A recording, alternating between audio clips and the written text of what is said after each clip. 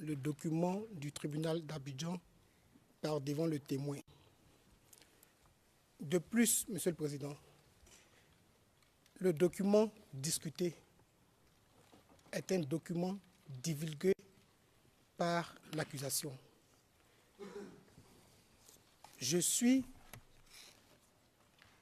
en mesure de croire que l'accusation ne peut pas se permettre de nous divulguer des documents faux.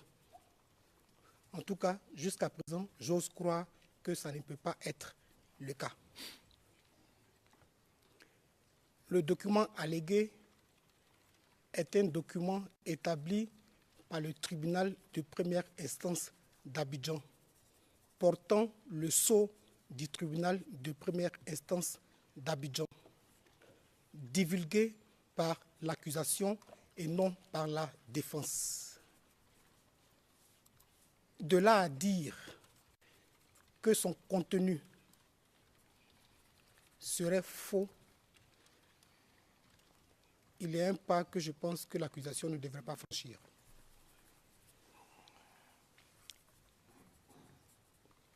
Parce que, jusqu'à preuve du contraire, nous accordons la bonne foi à l'accusation.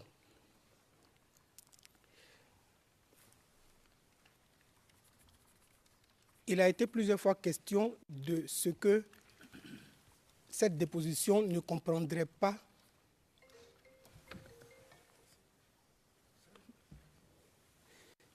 il a été plusieurs fois question de ce que ce document ne comprendrait pas de questions.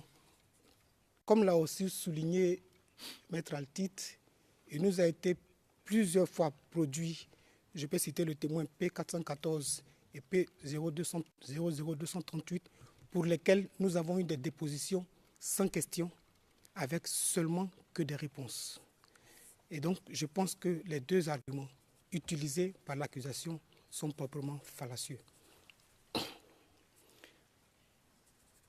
En outre, et sans rentrer dans certains détails, parce que nous sommes en audience publique, je voudrais profiter pour ne pas qu'il y ait des allées et venues du témoin. Peut-être qu'après, pour passer la parole à l'accusation, vous passerez à huis clos. Nous comptons présenter un document pour lequel l'accusation nous a déjà envoyé un mail pour dire qu'il ferait objection. Et donc, si le débat sur ce document peut se faire avant que le témoin ne revienne au prétoire, il serait mieux indiqué. Merci, Monsieur le Président.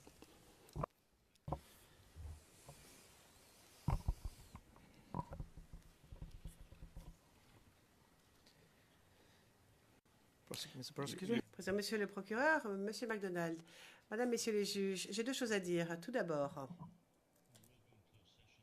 nous allons passer un huis clos pour parler de ce sujet parce que il y a une indication très claire de l'utilisation de ce document et c'est M. Demedjian qui va présenter les arguments de l'accusation sur ce point. Mais j'aimerais revenir sur autre chose, sur le processus.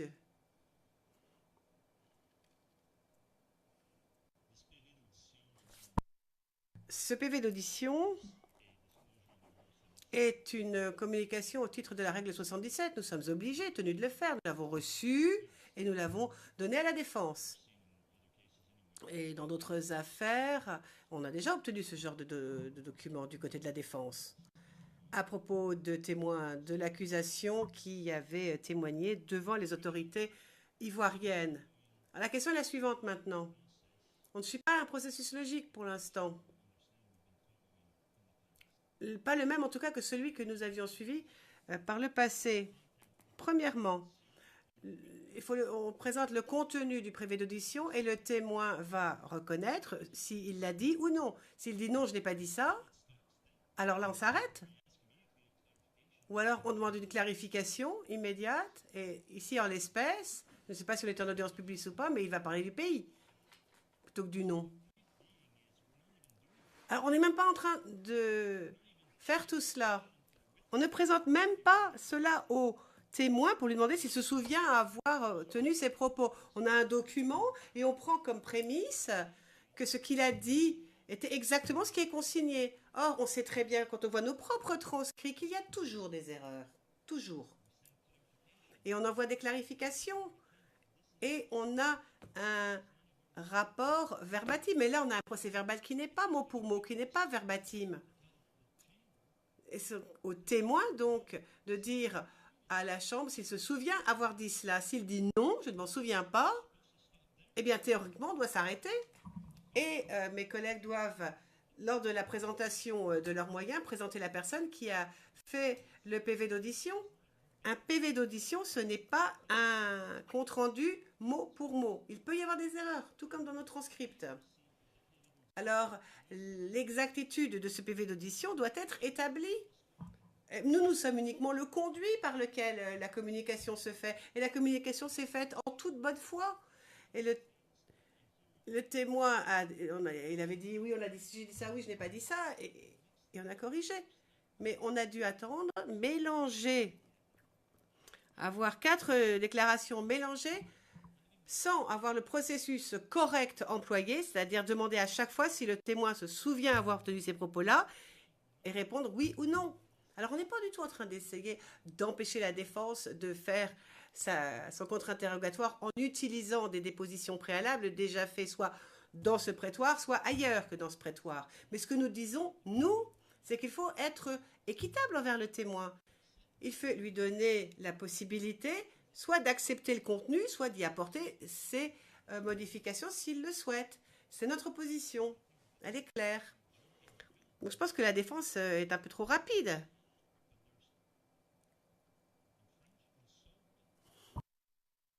Et comme on dit en français, il saute des étapes. Et quant au deuxième point, eh bien, vu la nature du document dont nous parlons, je pense que nous devons en parler à huis clos. Il s'agit de ce rapport fait par un expert, voire par un professionnel en Côte d'Ivoire, pour savoir s'il peut être employé et s'il le peut, comment il doit être employé. Le président. Alors pour ce qui concerne le point abordé par le bureau du procureur juste avant le déjeuner, avant qu'on lève la séance, je crois que le bureau du procureur n'est pas intervenu sur le fond de la déposition, mais plutôt sur la méthode employée. Et je pense que l'accusation l'a fait à juste raison. Comment présenter à un témoin des déclarations? Quelle méthodologie employer? Ce qui est essentiel, pas uniquement pour le témoin, mais aussi pour la Chambre, c'est de savoir si la citation et la présentation de cette citation et de cette déclaration vient d'un PV qui est exhaustif et exact à mot pour mot, recueilli par le bureau du procureur lors d'une autre affaire, ou bien s'il s'agit d'un résumé seulement venant d'une autre affaire. Et c'est essentiel pour la Chambre. La Chambre a besoin de savoir ça. La Chambre ne voudrait surtout pas être induite en erreur sur ce propos. Donc, lorsqu'il y a présentation de déclarations antérieures, je souhaite avoir la citation, mais j'aimerais aussi savoir quelle est la nature de cette déclaration. Comment la déclaration a été recueillie par les autorités compétentes, qu'elles soient ivoiriennes ou autres, pour que nous soyons informés, pour que nous connaissions un peu le contexte dans lequel cette déclaration a été recueillie. Voilà. Je pense que maintenant, nous pouvons poursuivre l'interrogatoire du témoin. Ah non. Je demande à monsieur l'huissier de faire venir le témoin. Monsieur Desmédian est debout. Monsieur McDonald est debout maintenant. Je ne veux rien interrompre, hein, bien sûr. Il est évident que c'est vous qui dirigez les débats. Mais mon confrère disait qu'il serait peut-être bon d'avoir ce débat maintenant, avant que le témoin ne rentre dans le prétoire. Parce que ça va devenir en fait un problème que nous allons vivre en direct très bientôt. Le président, oui. Alors on va être en direct, on va voir le problème directement, rapidement. C'est un problème pour la défense. Moi, je sais très bien de quoi vous voulez parler. Mais si cela devait intervenir que demain, on peut peut-être continuer. Est-ce que vous pensez que cette question portant sur ce document va intervenir bientôt, d'après vous? Vous savez, pour lequel ce document auquel s'oppose l'accusation. Moi, je ne connais pas votre stratégie à la défense. Monsieur MacDonald, mon collègue, a quand même dit qu'il souhaitait. Il va intervenir maintenant, donc je souhaite que le débat soit évacué maintenant.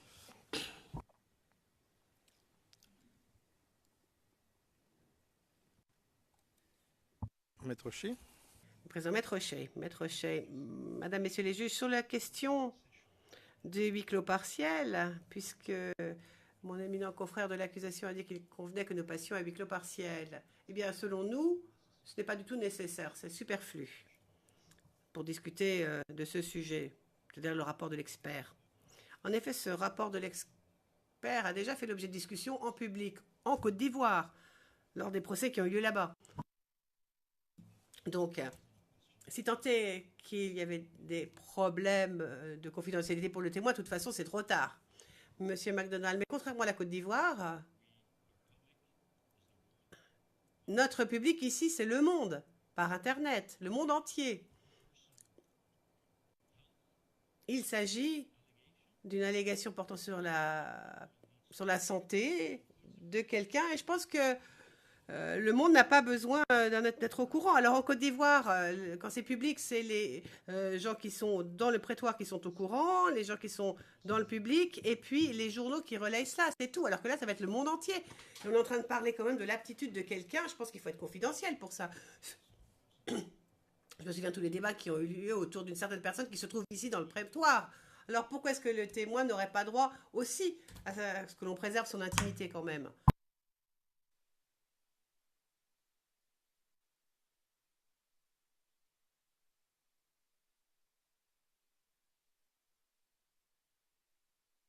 And I would add, even more. Monsieur MacDonald, reprenons. Et j'ajoute, si on ne peut pas utiliser ce document, si vous décidez que le document ne doit pas être utilisé, ne peut pas être utilisé surtout, dans ce cas-là, enfin, on présente ce rapport à tous.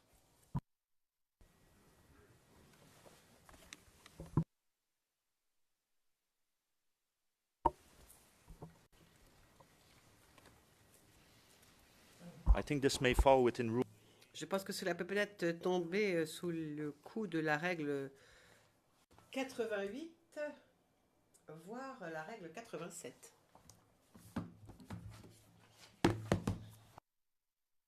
J'ai quand même 2 points à aborder, s'il vous plaît. Ah, vous avez déjà décidé. Bon, très bien. Le président, nous ne passons pas à huis clos partiel. C'est au parti d'être prudent. On ne parle pas du contenu, on parle de ce qui s'est passé, du déroulement de la chose. Comment ce document en est-il arrivé à exister? On ne va pas parler du contenu du document. Sinon, ça va être encore une expertise que nous allons faire. Donc ici, on est là uniquement pour parler de la question. Est-ce qu'on peut l'utiliser? Est-ce qu'on ne peut pas l'utiliser? C'est tout ce que nous voulons savoir. Monsieur MacDonald, je comprends très bien votre position, Madame, Messieurs les juges. On parle de la question et rien d'autre. Il me semble qu'il est très difficile pour les parties en présence ici de faire la différence entre d'un côté le contenu et l'utilisation. Ça va être très difficile à aborder. Ainsi, peut-être que nous considérons que c'est plus compliqué que ce que la Chambre pense à l'heure actuelle, certes, mais il va être inévitable de parler du contenu, c'est comme ça. Il va bien falloir qu'on explique ce qu'est ce document, comment il a été rédigé, par qui il a été rédigé, etc. Le président, mais jusqu'à présent, ne parle pas de contenu. Ça, c'est pas du contenu. Ce qui a été fait, ce qui a été écrit, par qui ça a été écrit, etc. Ça, c'est pas du contenu. Et c'est de cela qu'on parle. On ne parle absolument pas du contenu, de la teneur, du résultat du document. Il manque qui a écrit, quand l'a écrit, pourquoi l'a écrit. Ça ne parle pas du contenu. C'est pas le contenu. Monsieur MacDonald, non, ce n'est pas le contenu. Très bien, très bien. Bon, je vois que vous avez donné des consignes très claires et il ne faut absolument pas parler du contenu. Alors mes collègues sont avertis, mes confrères de l'autre côté sont avertis et je vais bien voir comment ils vont s'en sortir. Mestre O'Shea, mais pour vous aider, si à un moment ou à un autre, dans les discussions, on va aborder le contenu, eh bien on passera à huis clos partiel. C'est plus simple. Le président, eh bien oui, ça me paraît tout à fait important et logique. Mais donc, je donne la parole maintenant à Maître Bougnon, puisque c'est lui qui veut utiliser ce document. Alors, vous avez été averti, vous savez ce que la Chambre vous autorise à faire et ce qu'elle ne vous autorise pas à faire. Vous pouvez aussi décider, vous savez. Nous pouvons décider sans pour autant avoir vent du contenu de ce document. Vous êtes averti, Maître Bougnon.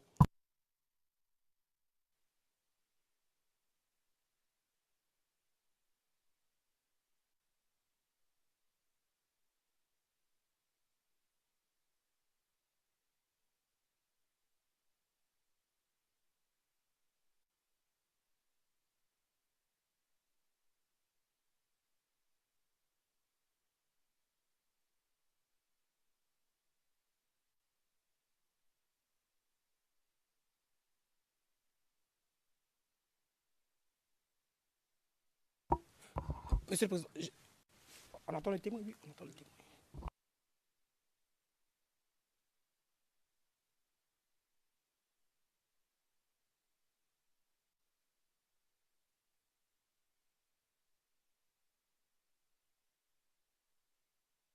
I wonder if it's wise that the witness is here. Le président, je ne sais pas vraiment si le témoin devrait être avec nous. Je ne sais pas si c'est très sage. Maître de Médian, vous m'ôtez les mots de la bouche.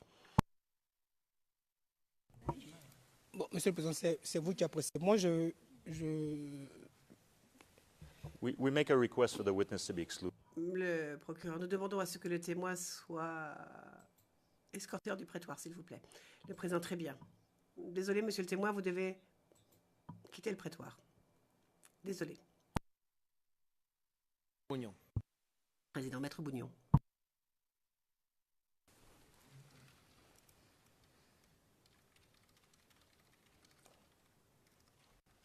Merci, Monsieur le Président. Monsieur le Président, notre position est celle-ci.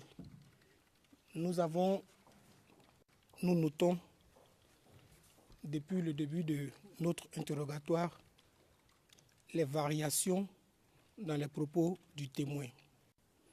Variations qui ont été constatées par le rapport d'expertise.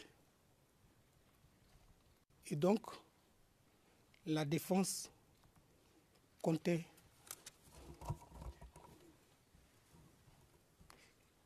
oui, c'est vrai qu'on est en public, je ne rentrerai pas dans certains détails. Et donc, la défense comptait utiliser le fond de ce rapport à huis clos avec le témoin pour expliquer les différentes variations.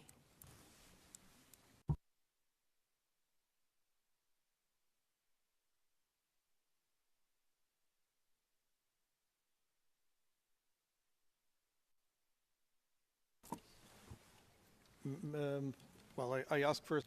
Président, j'ai demandé... Non, Maître O'Shea, voulez-vous prendre la parole sur ce point, Maître O'Shea? Oui, oui. Mais je préférerais que l'accusation donne son objection ainsi que sa justification et puis ensuite répondre à l'objection. Si vous acceptez que nous fonctionnions de la sorte, après tout, c'est leur objection. Monsieur Demedjian, eh bien, c'est pertinent. Nous avons une objection pour manque de pertinence et utilisation. La raison pour laquelle ce document doit être utilisé. Le président interrompant, c'est parce qu'il est sur la liste. Maître chef, voulez-vous que nous fonctionnons de la sorte? Le président, monsieur Demedjian, alors allez-y, faites votre objection. Monsieur Demedjian. Eh bien, madame, messieurs les juges, nous venons d'entendre Maître Bougnon vous dire qu'il souhaite utiliser ce rapport parce que dans ce rapport, on remarque que le témoin donne des réponses qui varient. Et ça, c'était un rapport avant que le témoin ne témoigne où que ce soit. C'est un rapport qui a été écrit il y a 2 ans. Donc, à l'heure actuelle, je pense qu'on ne peut rien en déduire. Cette évaluation a été faite pour savoir si le témoin était apte à être jugé en Côte d'Ivoire. C'est tout. Absolument pas pour savoir s'il était apte à témoigner, premièrement. Deuxièmement, le rapport était disponible à l'époque du procès de Simone Gbagbo et le témoin a quand même été entendu. Il a comparu, il a été entendu. Troisièmement, cette évaluation n'a pas été demandée par cette chambre, ce qui signifie que cet expert n'a pas été choisi d'après les règlements de procédure et de preuve de cette cour. Donc on utilise les dires d'un expert qu'on ne connaît pas, on ne sait pas qui il est, on n'a pas son CV, on ne sait rien sur lui. Nous considérons que ce n'est pas un procédé correct. Quatrièmement, donc dans ce rapport, il y a des appréciations très subjectives faites par un parti tiers de la nature même de la personnalité de ce témoin. Et nous considérons donc qu'en souhaitant verser ce dossier au dossier ou en posant des questions aux témoins sur ce rapport, la défense essaie en fait de contaminer la fonction la plus essentielle de cette cour, qui est d'évaluer la crédibilité du témoin. C'est à vous de le faire. Alors, nous ne savons absolument pas comment cette évaluation a été menée. Nous avons des déclarations faites par le témoin et des conclusions de l'expert sur les tests appliqués, sur la méthodologie utilisée. Or, tout ça n'est pas disponible. De plus, vous remarquerez que le Conseil fait des commentaires sur les réponses données par le témoin. Vous l'avez remarqué vous-même d'ailleurs. Vous avez remarqué que le témoin est parfaitement en mesure de répondre lui-même aux questions qu'on lui pose. Et pour toutes ces raisons que je viens de vous énoncer, si vous permettez à la défense de poser des questions au témoin sur la base de ce rapport, eh bien, ce ne serait pas juste envers le témoin. Et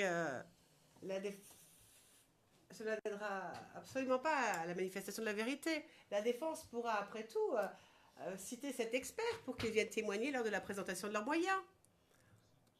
En plus, ici, on parle d'intimité quand même d'une personne.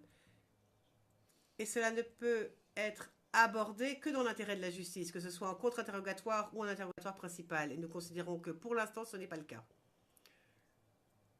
Donc, je donne l'URN CIV OTP 0095 1119. Je vous remercie. Le président Maître Rocher. Maître Rocher.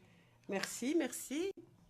Alors, jusqu'à présent, mon éminent confrère n'a pas sapé la crédibilité de ce document d'aucune sorte, alors que je pensais que son objection allait se baser là-dessus. Mais enfin bon. L'accusation soulève une objection à un rapport psychiatrique datant de juillet 2014, rapport qui a été demandé dans le cadre d'une procédure juridique judiciaire, sans prendre l'interprète, ayant lieu en Côte d'Ivoire. Alors, premièrement, voici ce que nous aimerions dire. Premièrement, nous aimerions souligner l'importance de ce document. Nous sommes absolument d'accord pour dire, en effet, qu'il s'agit d'une question portant sur la crédibilité du témoin, mais aussi sur sa fiabilité. Et il faut bien comprendre ce document dans ce contexte-là.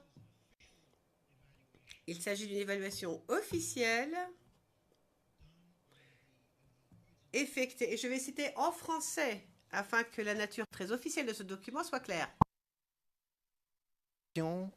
Madame Essienne Josiane Adra, juge d'instruction à Abidjan,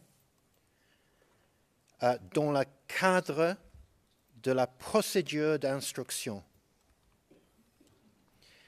And that, in the context Et cela, dans le contexte des charges qui sont décrites, et je cite à nouveau en français, constitution de bande armée, participation à une bande armée et assassinat. End of quote. fin de citation. Ce rapport a été dressé par un psychiatre en Côte d'Ivoire, le docteur Damakone, en l'occurrence. Et dans ce rapport figurent des informations qui sont assez graves lorsque l'on réfléchit à la question de fiabilité et de crédibilité. Je suppose que vous avez eu, Madame, Messieurs les juges, la possibilité de lire le dit rapport. Et j'aimerais attirer votre attention sur la page 1130 du rapport. Et regardez et sur ce qui est écrit là, parce que, à notre avis, ce qui figure sur cette page est absolument fondamental. Et si vous le souhaitez, Monsieur le Président, je peux demander très brièvement le passage à huis clos partiel et je citerai le paragraphe important. Est-ce que vous souhaitez que je le fasse, le Président? Non, je ne pense pas que nous ayons besoin d'entendre cette citation. Maître Rocher, bien. Donc, l'information à laquelle je fais référence sur la dite page du rapport est importante pour pouvoir évaluer la plausibilité de ce témoin, le témoin 435, et est importante également pour évaluer en conséquence la crédibilité et la fiabilité de la déposition du témoin. Et très franchement, à notre avis, nous ne comprenons absolument pas pourquoi le procureur ou l'accusation souhaite retenir à l'écart ce document. Et puis j'aimerais vous dire quelque chose. Deuxièmement, il est fondamental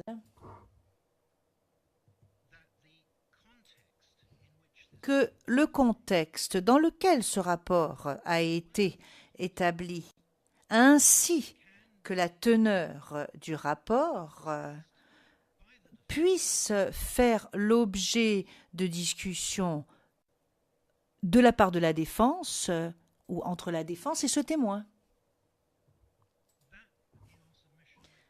Nous avançons que cela est tout à fait logique, que cela est sensé et que cela est tout à fait conforme à l'obligation première de cette Cour qui doit être à la quête de la vérité. Donc, c'est tout autant un instrument pour la défense qu'un instrument essentiel pour la Chambre. La Chambre qui doit pouvoir avoir la possibilité de faire en sorte que le témoin réponde aux questions posées par la défense au sujet de ce contexte et au sujet de la teneur du dit document. Troisièmement, ce que nous avançons, c'est qu'il s'agit d'un exercice qui aurait dû être mené à bien par l'accusation elle-même. L'accusation de la Cour pénale internationale doit avoir une certaine mesure d'impartialité et s'il y a des problèmes potentiels au sujet de la fiabilité d'un témoin, c'est l'accusation qui doit s'intéresser à ce type de problème. Elle ne doit pas se contenter d'attendre que la défense le fasse.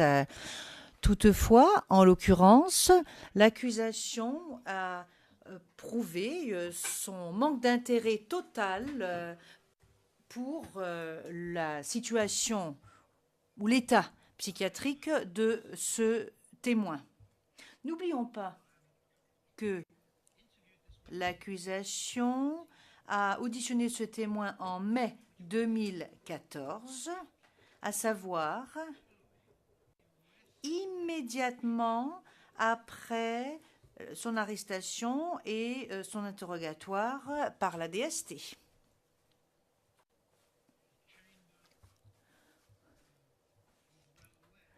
La Chambre est tout à fait informée maintenant au sujet des méthodes qui ont été utilisées par la DST et qui auraient pu être utilisées avec ce témoin-ci.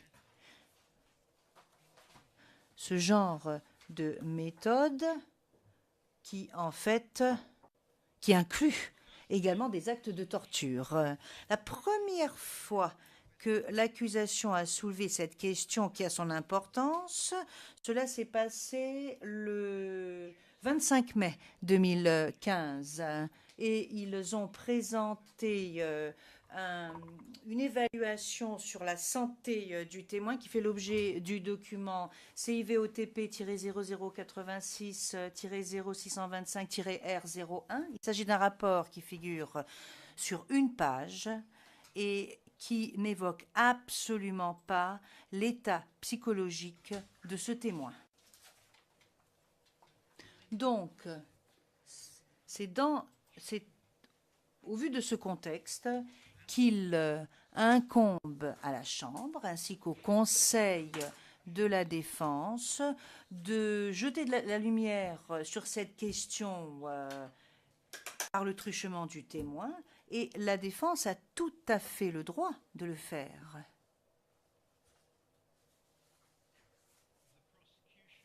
L'accusation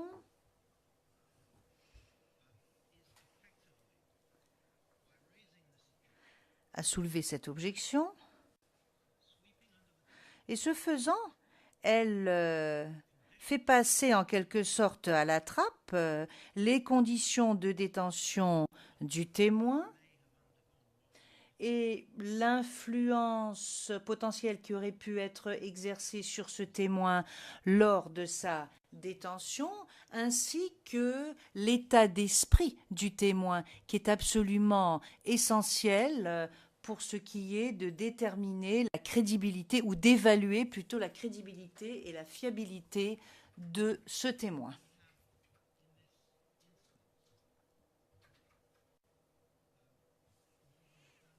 Nous avons, en l'occurrence, plus de 1000 pages portant sur ce témoin.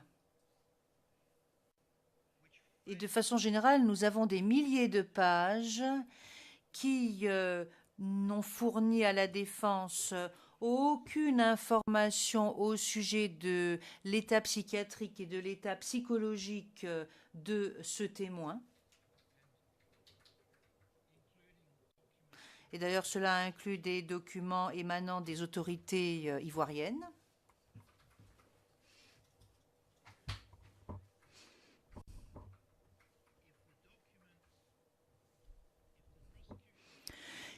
Si l'accusation ne conteste pas la fiabilité du document, je pense qu'il n'y a aucune base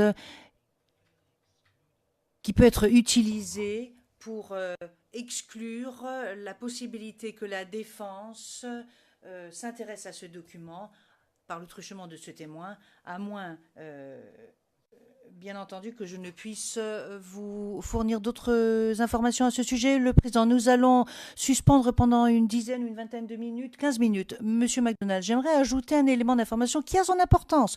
Le Président, écoutez, on ne peut pas quand même se livrer à une partie de ping-pong comme cela. Vous avez eu la possibilité d'intervenir. Monsieur McDonald, excusez-moi. Il y avait un conseil qui était présent lorsque le témoin a répondu aux questions posées par l'accusation. Il a été question de torture. Il n'est absolument pas question de torture en l'espèce. Donc je pense qu'il est absolument interrompu par le Président. Suspension pendant un quart d'heure.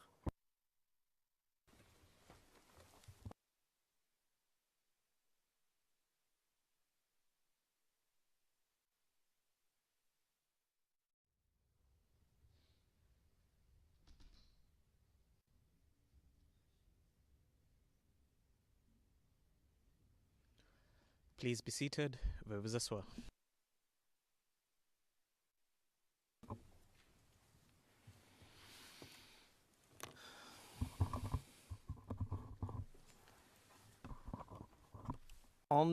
Le juge président, dans le rapport psychiatrique, la Chambre, s'agissant de ce rapport, la Chambre accepte ce qui est contenu dans ce rapport.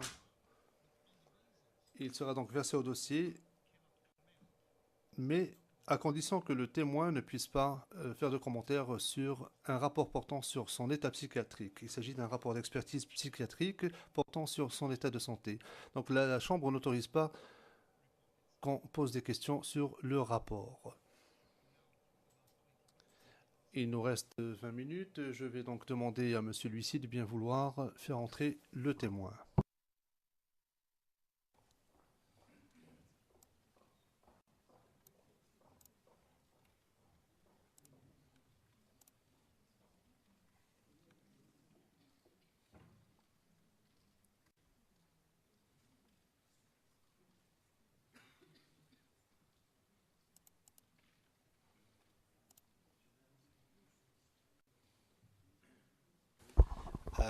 Your Honour, Maître Rocher, Monsieur le Président Maître Rocher poursuivant, nous essayons simplement de comprendre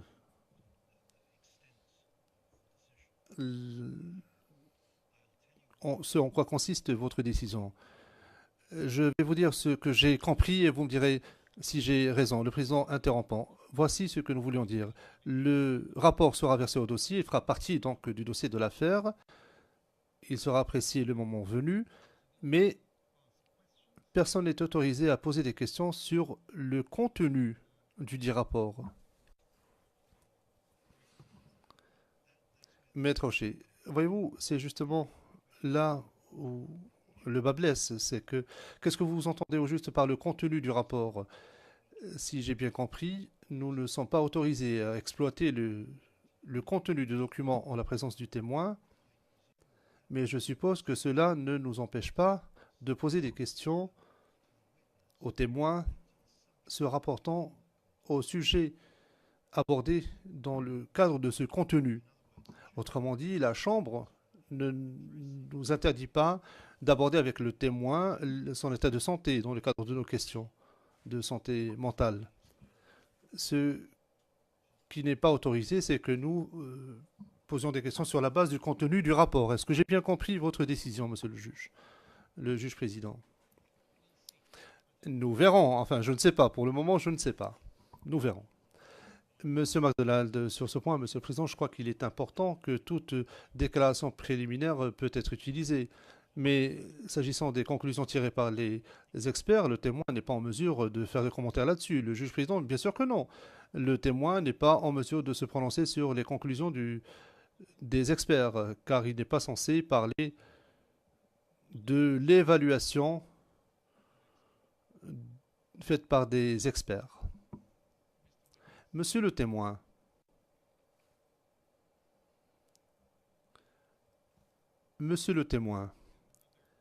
il nous reste une vingtaine de minutes avant de lever l'audience, donc je redonne la parole à Maître Bougnan.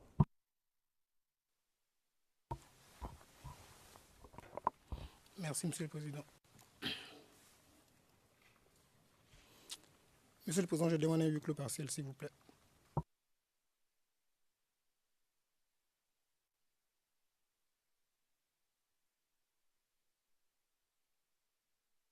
Let's go into private session. Le Président, oui, huis clos partiel, s'il vous plaît.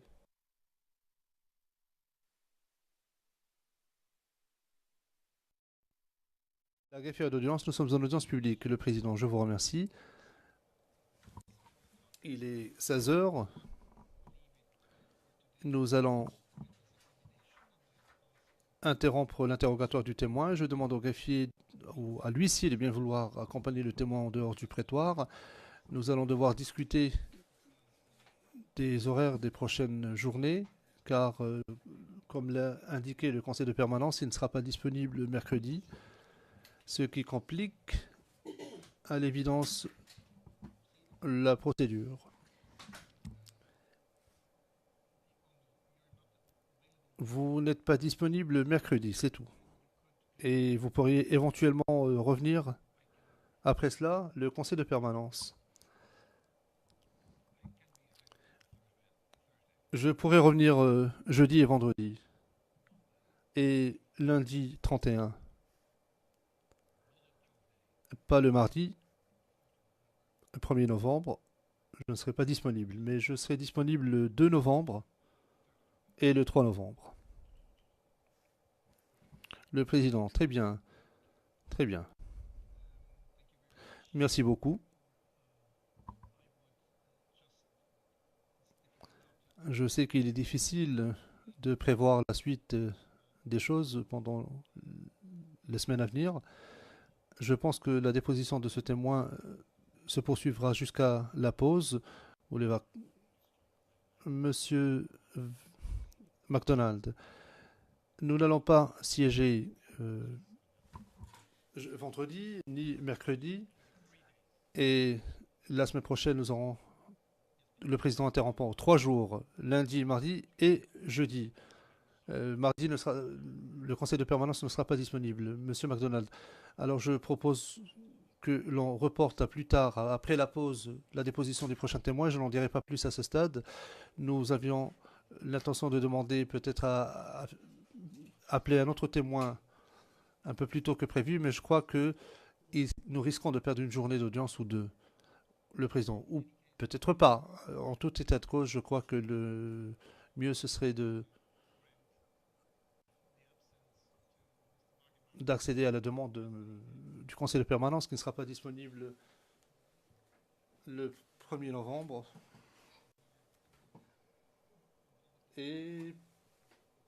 Mais vous serez avec nous jusqu'à la fin de la déposition de ce témoin. Est-ce que cela vous convient? Le conseil de permanence, oui, cela me convient. Mais pour cela, il faudrait que la Cour prolonge mon mandat. Le président, c'est au greffe qu'il appartient de faire cela. Le greffe en prend note. Nous allons lever l'audience et reprendre demain matin à 9h30. Merci.